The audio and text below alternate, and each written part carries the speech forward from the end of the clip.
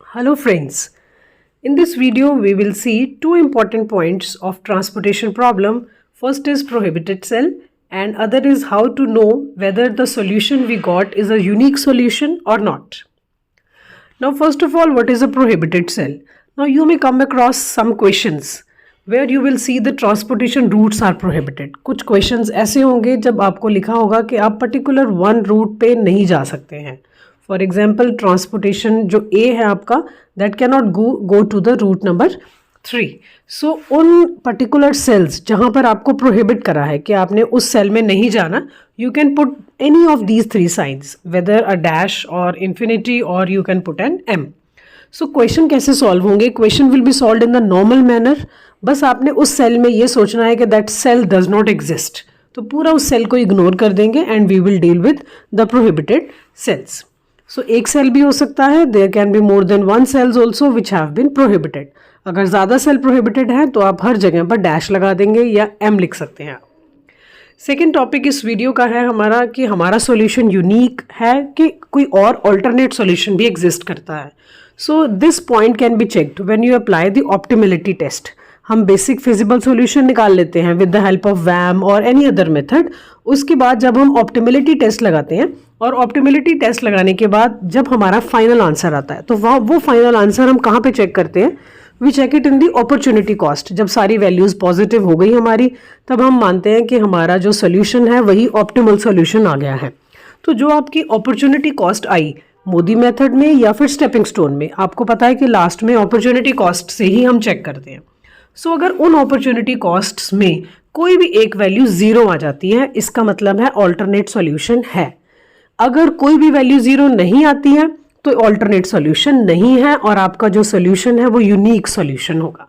सो आपने चेक करना है अपॉर्चुनिटी कॉस्ट में, अगर कोई वैल्यू 0 नहीं है, आंसर है वो यूनिक आंसर है. अगर कोई वैल्यू 0 है तो उस सेल को आपने पकड़ लेना है और उस सेल पर लूप बनाकर, जैसे हम स्टेपिंग स्टोन में करते हैं, नेगेटिव कॉर्नर्स में से मिनिमम लेकर प्लस वाले में प्लस, माइनस वाले में माइनस, वो सारा प्रोसेस फॉलो करेंगे तो आपके पास आंसर आएगा.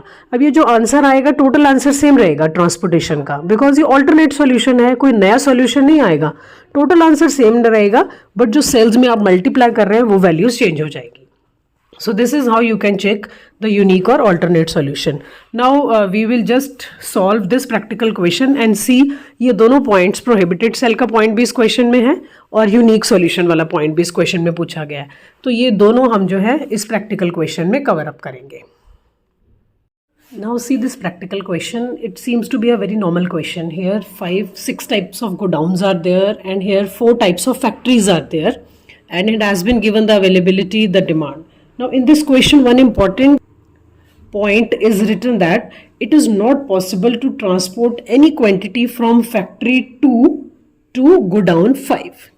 Now they have put the transportation cost is rupees 2, but due to certain reasons it is not possible to transport any quantity from factory 2 to godown 5. So now we have to find out the solution, but we cannot put any rim over here. So this is how we deal with the prohibited cells. Now here either you can show a dash or we can show a sign infinity, or in some books the sign M missing has been written. So you can use any of those and the question will be solved as normal we were doing. The only thing will be we cannot put any kind of rim in this particular cell because they have told कि from factory 2 till 5 go down 5 there cannot be any restriction. तो ऐसे cells को हम कहेंगे prohibited cells और यहाँ पर आप dash लगा सकते हैं, infinity का sign या फिर M लिख के भी question को solve कर सकते हैं. So I'll just put a dash over there and we will solve it in a very normal way. बस आपने इतना सोचना है कि यहाँ पर कुछ है ही नहीं. So there is nothing, we will not use it, we will not put anything, it will be a normal question. Now in this question it has been written कि you have to apply the WAM method, so directly we can move ahead with the WAM method. अब WAM लगाने के लिए सबसे पहले वही जो हमने पीछे आपने कुछ वीडियोस में देखा है, that you will check whether the question is of maximization or minimization. यहाँ क्वेश्चन में बड़ा क्लियरली गिवन है कि हमने फैक्ट्री से गोडाउन्स में जाना है, सो आपकी ट्रांसपोर्टेशन कॉस्ट है, it has to be minimised. और दूसरी चीज़ चेक करनी है whether the problem is a balanced problem or not, the total of availability and demand has to be same. So yes, it is a balanced problem. यहाँ total जो है from both the sides से 220 ही आ रहा है. So directly अब हम इसकी unit penalties निकाल सकते हैं. नाउ यहाँ पर फर्स्ट रो में यूनिट पेनल्टीज आएंगी. मिनिमम इज 9 and 7 सो 2. ये आएगा 10 and 5 सो 5. यहाँ पर 6 और 6 है तो 0. यहाँ पर है 2 and 6 तो 4. यहाँ पर इसको आपने कुछ नहीं करना. So it will be 5 and 2 so 3. And here it is 5 and 8 so 3.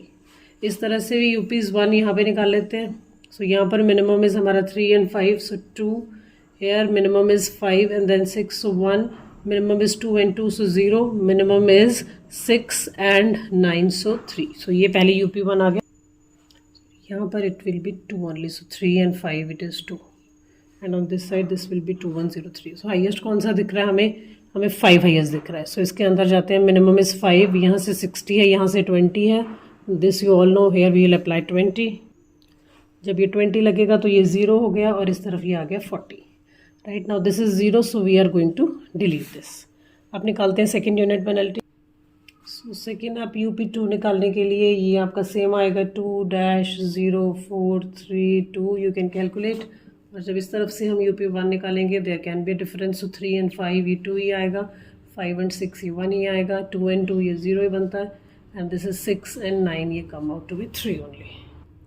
सो अब मैक्सिमम मुझे ये दिख रहा है 4 इसके अंदर गए. Minimum is 2. यहाँ 90 यहाँ 20. सो ये आ गया 20. ये 0 हो गया. ये 70 हो गया. Now this is 0 so we are going to delete this. अब निकालते हैं यूनिट पेनल्टी 3. सो UP3 आएगा 2-0. ये भी डैश हो गया 3 and 2. एंड यहाँ से हमारा ये UP2 था. UP3 it will B 3 and 5 again 2. 5 and 6 again 1. It will be 2 and 6 now. Okay. So it will be 2 and 6 is going to be 4. So उसके बाद 9 and 9 0. So ये आ गई हमारी UP कि अब हाईएस्ट हमें ये 4 दिख रहा है. इसके अंदर जाते हैं. इसके अंदर जाएंगे तो 2 मिनिमम है. 2 के ऊपर 40 70 ऑफ कोर्स 40 लगा देंगे. ये आ गया 0 एंड ये आ गया हमारा 30. सो अब ये भी हमारा डिलीट हो गया. तो अब यहाँ नीचे अब यूनिट पेनल्टीज़ निकालेंगे तो वो आएगा 2-0- और ये भी डैश बन जाएगा UP4 के लिए. Okay. And on this side UP4 3 columns हैं. सो 3 + 7 4. ये आ गया 5 and 6 1. यहाँ पे 6 और 8 2 एंड लास्ट में 9 and 9 0. So highest again 4. इसके अंदर जाते हैं. सो मुझे मिनिमम दिख रहा है 3 या 40 या 40 दोनों तरफ से 40 लग रहा है. तो 40 जब होगा तो ये भी 0 हो गया. ये भी डिलीट और फर्स्ट रो भी डिलीट. ओके. अब आप देखो कॉलम हमारे पास 2 हैं. ये वाला UP जो है वो सेम ही आएगा. 2- no there can be a change. Let's see. So यहाँ पर जो आएगा आपका UP4 ये आएगा 9 - 9 0 -6 - 6. ये भी 0 - और इस तरफ UP5 और ये आ गया 9 and 6 सो 3. 11 - 6 सो 5 और ये आ गया 9 and 9 0. So which one is the highest? 5 is the highest. Go in side. 11 है और 6 है. 6 मिनिमम है. इधर 40 है इधर 30 है. तो 6 के ऊपर 30 लग जाएगा. ये बना 0 और ये बन गया आपका 10. सो इससे क्या हुआ? ये हमारा जो है रो नंबर 3 भी डिलीट हो गया. अब क्या है 2 रोज़ बची हुई हैं 2 कॉलम बचे हुए हैं. इधर 9 - 9 करोगे 0 ठीक है. उसके बाद ये आएगा 3. ये बनेगा 9 - 6 3. यहाँ पर आपका यूनिट पेनल्टी जो है वो 3 चेंज हो जाएगा. बाकी सारा तो डैश ही है. इधर की तरफ अगर देखिए फर्स्ट गया इधर 3 and 0. राइट. सो पहला 3 बन रहा है. ये डैश हो जाएगा. 3 and 0 आ रहा है. तो आप देख सकते हैं टाई वाला केस आ गया. यहाँ भी 3 है यहाँ भी 3 है. दोनों के अंदर जाते हैं. सो 9 + 6 15. इसके भी अंदर जाओगे तो 9 + 15. So in the previous video I have told जिसकी भी मैक्सिमम हो उसको आप दे सकते हैं. ओके. सो इस तरफ से ये 20 है. ये 0 हो चुका है. ये 50 है. इस तरफ से अब 10 है. तो आप देखो 50 ही हाईएस्ट बन रहा है आपका. जब इस रो के अंदर जाते हैं 50 वाली तो 9 और 9 दोनों सेम है तो किसी पर भी लगा सकते हैं. फर्स्ट पे लगा रहे हैं हम 50. तो ये आ गया आपका 10 और ये आप 10 यहाँ 0. ये 0 बन गया. कैंसिल होके. सो अब ये यहाँ 0 बना तो ये कैंसिल होगी पूरी रो. 9 and 6 मिनिमम ये है हमारे पास. यहाँ 10 है. यहाँ पे 10 लगेगा. ये आ गया 0. यहाँ 10 बचता है हमारे पास अभी भी. राइट. सो अब 0 लगने से ये कॉलम कैंसिल हो गया. यहाँ पर आप देखेंगे दोनों तरफ से 10 ही बच रहा होगा. सो ये आपका कंप्लीट क्वेश्चन था. आप देख सकते हो कि अगर ये हमने साइन रिस्ट्रिक्टेड भी लगाया हमें कोई फ़र्क नहीं पड़ा. हमारा नॉर्मल क्वेश्चन सॉल्व हुआ. इसी तरह से जब आप इसके ऊपर मोदी मेथड या फिर स्टेपिंग स्टोन मेथड लगाएंगे, so you have to consider यहाँ कुछ भी नहीं, जीरो भी नहीं कंसिडर करना, बिकॉज ये हमारे लिए एग्जिस्ट ही नहीं करता कॉलम। सो अगर मोदी मेथड लगा रहे हैं तो ना ये ऑक्यूपाइड सेल में आएगा ना अनऑक्यूपाइड सेल्स में आएगा, इसको आपने कुछ कैलकुलेशन में नहीं लेकर आना। इसका आंसर वैसे ही जैसे आप यूजुअली निकालते हैं वैसे ही आंसर शो कर देते हैं। सो फर्स्ट जो है सेकंड में जाने के लिए 5 × 20 100 रुपीज़ की ट्रांसपोर्टेशन कॉस्ट बन रही है।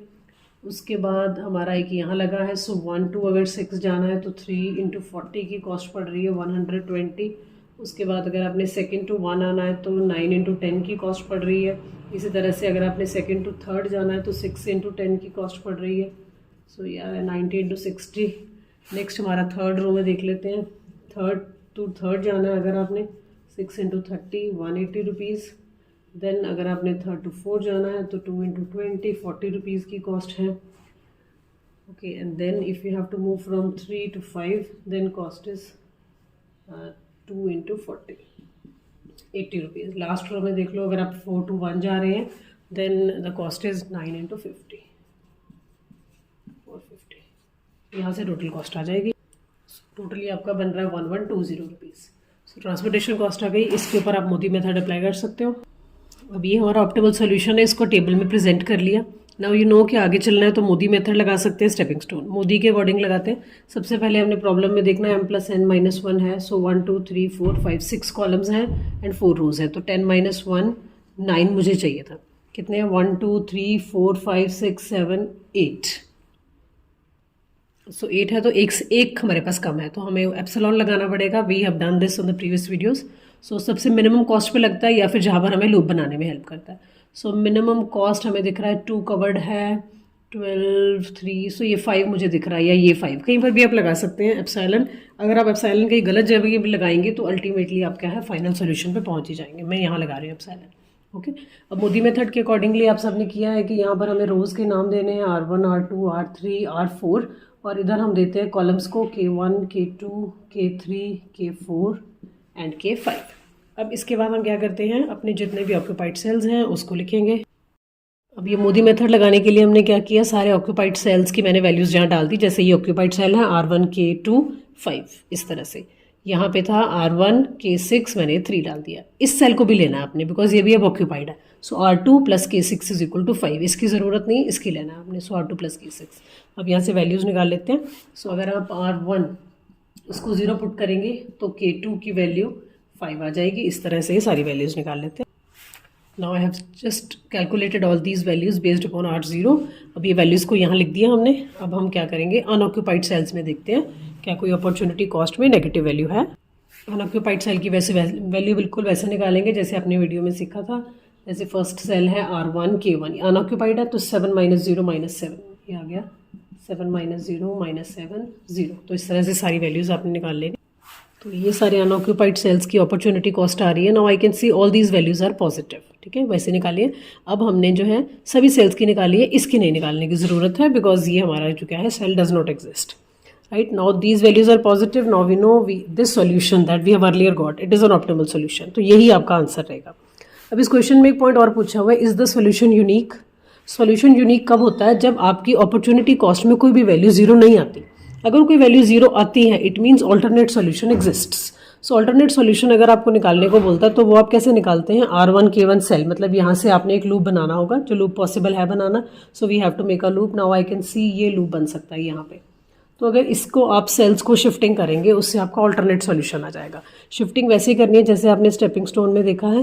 This is a positive cell, negative cell, positive cell, negative cell, least value here it is 10।